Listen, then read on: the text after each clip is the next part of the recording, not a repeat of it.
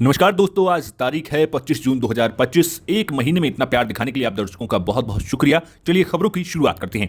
अखिलेश यादव ने ऐलान किया कि जब प्रदेश में सपा सरकार बनेगी तो स्त्री सम्मान समृद्धि योजना शुरू की जाएगी। इस योजना के तहत गरीब महिलाओं को हर महीने 3,000 रुपए की आर्थिक सहायता दी जाएगी। बीजेपी पर निशाना साधते हुए उन्होंने कहा कि वर्तमान सरकार में महिलाओं पर अत्याचार बढ़े हैं। अगली खबर, मुरादाबाद के रामगंगा विहार में रहने वाली रीना ने अपने प्रेमी के साथ मिलकर पति रविंद्र की हत्या कर दी। पति की हत्या के बाद रीना ने बंगले में अपने बॉयफ्रेंड के साथ पार्टी की। रीना पर स्थानीय महिलाओं ने आरोप लगाया कि रीना के बंगले में कई गलत काम हुआ करते थे। पुलिस ने सीसीटीवी फुटेज और जांच के बाद दोनों को गिरफ्तार कर लिया है। अगली खबर, बुलंदशहर में शादीशुदा महिला का अपने ही भांजे से अफेयर चल रहा था। मामी अपने पति को मायके की बात कहकर भांजे संग होटल आ पहुंची। यहां दोनों ने 2 दिन तक साथ में बिताए। तभी उन्हें कुछ ऐसी बात पता चली कि दोनों ने जहर खा लिया।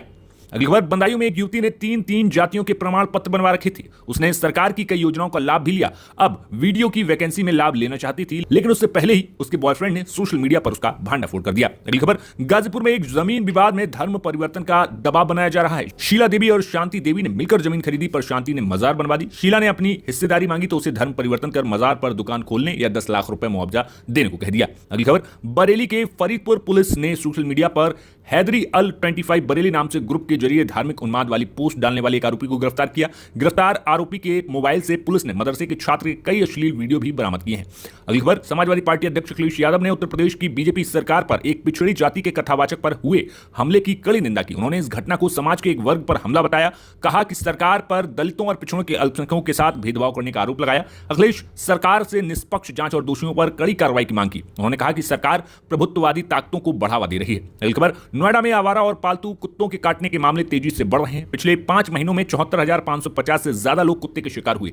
हर रोज लगभग 500 लोग एंटी रेबीज इंजेक्शन के लिए आ रहे हैं। अगली खबर, पुलिस और स्वाट टीम को औरैया में बड़ी सफलता मिली। पुलिस ने 96.87 किलो गांजे के साथ 3 तस्करों को गिरफ्तार किया। जब्त किए गए गांजे की कीमत करीब 50 लाख रुपए बताई गई है। अगली खबर, भारतीय क्रिकेट टीम के बल्लेबाज रिंकू सिंह और जौनपुर की मछली शहर सीट से समाजवादी पार्टी की लोकसभा सांसद प्रिया सरोज की शादी इस साल नवंबर में होनी थी, लेकिन फिलहाल अब शादी को निजी कारणों के चलते टाल दिया गया है। अगली खबर, मुरादाबाद में एक युवक ने अपनी पत्नी के खिलाफ जान से मारने की धमकी देने का आरोप लगाते हुए पुलिस में शिकायत दर्ज कराई।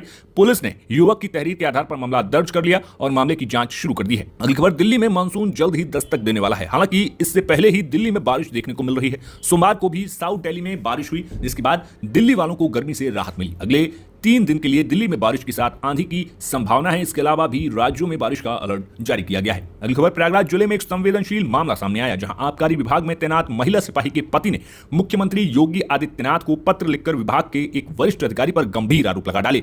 उन्होंने पत्नी को परेशान करने का आरोप अधिकारी पर लगाया। अगली खबर, साध्वी प्राची ने कहा कि यूपी सरकार दावा करती है कि अपराधियों को उन्हीं की भाषा में जवाब दिया जाएगा, लेकिन यहां पुलिस ने अभी तक कोई ठोस कार्रवाई नहीं की। मैंने खुद इंस्पेक्टर को फोन कर आरोपियों की गिरफ्तारी की मांग की है। बता दें कि साध्वी प्राची के गनर पर कुछ लोगों ने हमला किया, जिसके बाद उसे अस्पताल में भर्ती कराया गया। अगली खबर, इटावा जिले के कथावाचक और उनके सहयोगी के साथ जाति के आधार पर मारपीट और अपमानित करने का मामला सामने आया। इस घटना का वीडियो सोशल मीडिया पर वायरल हुआ, जहां पर उक्त युवक के बाल काटे गए और सर मुंडवा दिया गया। अगली खबर, संभल के सीओ अनुज चौधरी ने मुहर्रम और कांवड़ यात्रा को लेकर नया फरमान जारी किया। उनके आदेश का वीडियो सोशल मीडिया पर वायरल हो रहा है। इसके बाद वो सामने आए और अपने वीडियो का मकसद बताया। साथ ही उन्होंने बताया कि इस बार कोई नया व्यक्ति ताजिया नहीं निकाल पाएगा। अगली खबर, गोरखपुर में एक पत्नी अपने जीजा के साथ बाहर घूमने जा रही थी।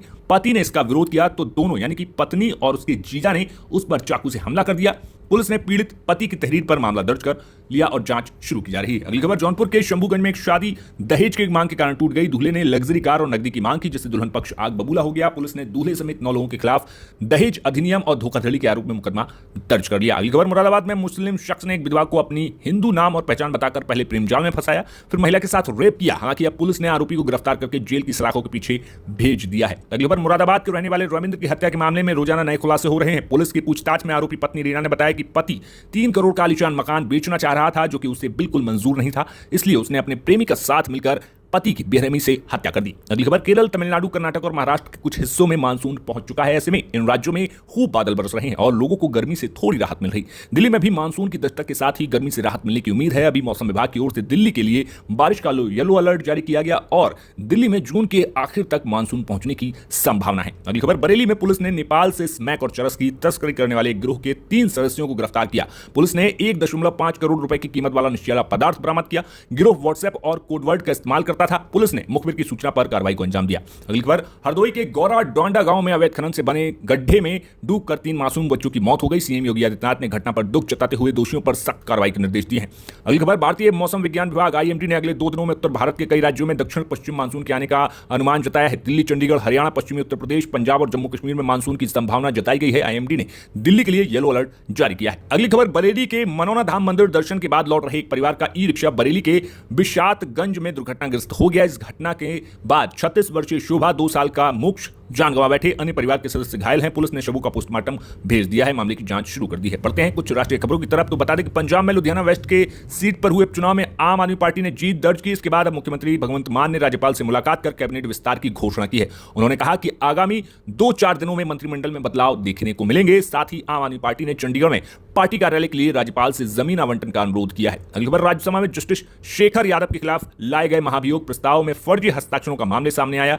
55 सांसदों के हस्ताक्षर वाले प्रस्ताव की वैधता पर सवाल उठ रहे हैं। कुछ सांसदों के हस्ताक्षर 2 बार पाए गए हैं, जबकि कुछ हस्ताक्षर बिना तिथि के हैं। इस मामले की जांच एथिक्स और प्रिविलेजेंस कमेटी को सौंपी जा सकती है। प्रस्ताव की वैधता पर गंभीर सवाल उठने से पूरा मामला जांच के घेरे में आ गया है। अगली खबर, भारतीय वायुसेना को मार्च 2026 तक कम से कम करीब आधा दर्जन हल्के लड़ाकू विमान LCA तेजस मिल जाएंगे। इस बात की जानकारी इन अत्याधुनिक लड़ाकू विमान के निर्माण कर रही company Hindustan aeronautics limited HAL के प्रमुख ने दी। उन्होंने बताया कि तेजस की आपूर्ति में देरी के लिए GE एरोस्पेस द्वारा इंजन की आपूर्ति में विलंब को जिम्मेदार ठहराया है। अगली खबर, भोपाल में आर्मी फायरिंग रेंज सुखी सेवनिया थाना क्षेत्र में ड्रोन से ट्रेनिंग के दौरान लोहे के डमी बम एक जवान के सिर पर गिर गया, जिससे उसकी मौत हो गई। डमी बम का वजन करीब 4 किलो से ज्यादा था, जो 400 फीट की ऊंचाई से गिरा था, जिसकी वजह से जवान को गंभीर चोट आई थी। जवान को अस्पताल में भर्ती कराया गया, जहां इलाज के दौरान उसने दम तोड़ दिया। अगली खबर, महाराष्ट्र मंत्रिमंडल में एक ऐतिहासिक कदम उठाते हुए सभी मंत्रिमंडल की बैठकों को पूरे तरीके से पेपरलेस बनाने का निर्णय लिया गया। सभी मंत्रियों को iPad बांटे गए, जिससे वे डिजिटल माध्यम से एजेंडा, नोट्स और पिछली दस्तावेजों की एक्सेस कर सकेंगे। ये पहल पर्यावरण संरक्षण और कार्यकुशलता में वृद्धि करेगी, जनता को बेहतर सेवाएं प्रदान करने में मदद करेगी। अगली खबर, यूक्रेनी सांसद ओलेक्सांद्र मेरेजिकोव ने अमेरिकी राष्ट्रपति डोनाल्ड ट्रंप के नोबेल शांति पुरस्कार के लिए नामांकन वापस ले लिया है। रूस यूक्रेन युद्ध में ट्रंप की भूमिका पर निराशा व्यक्त करते हुए मेरेजिको ने कहा कि ट्रंप की तुष्टीकरण की नीति और यूक्रेनी राजधानी पर हमलों पर उनकी चुप्पी ने विश्वास खो दिया। ट्रंप के 24 घंटे में युद्ध खत्म करने के दावे भी निराधार साबित हुए। अगली खबर, कतर ने पिछले 2 सालों में यूक्रेन, रूस, इजराइल, हमास और अमेरिकी ईरान जैसे संघर्षों में अहम मध्यस्थता की भूमिका निभा चुका है। तुर्की और सऊदी अरब के असफल प्रयासों के विपरीत कतर ने 3 शांति समझौते कराए, जिससे इसकी बढ़ती कूटनीतिक ताकत उभर कर सामने आई है। अगली खबर, बांग्लादेश की अंतरिम सरकार ने पाकिस्तान को खुश करने के लिए लेफ्टिनेंट जनरल अबू तयूब मोहम्मद जहीरुल आलम को डिप्टी NSA नियुक्त किया। जहीरुल पर पाकिस्तान की ISI से संबंध और भारत विरोधी भावनाएं भड़काने के आरोप हैं। इस नियुक्ति से भारत बांग्लादेश संबंधों पर असर पड़ सकता है। अगली खबर, डोनाल्ड ट्रंप ने ईरान में शासन परिवर्तन के विरोध में अपनी राय जाहिर की, जिससे इजराइल के प्रधानमंत्री नेतन्याहू को बड़ा झटका लगा है। ट्रंप के बयान से साफ हो गया कि ईरान में अली खामनेई का शासन ही रहेगा। तो ये थी उत्तर प्रदेश और देश दुनिया की कुछ खास खबरें। कैसी लगी आपको ये खबरें, हमें कमेंट बॉक्स में बताइए। कहां से आप ये खबरें देख रहे हैं वो बताइए, जिससे हम आपको आपकी स्थानीय खबरें और ज्यादा से ज्यादा दे सकें। नमस्कार।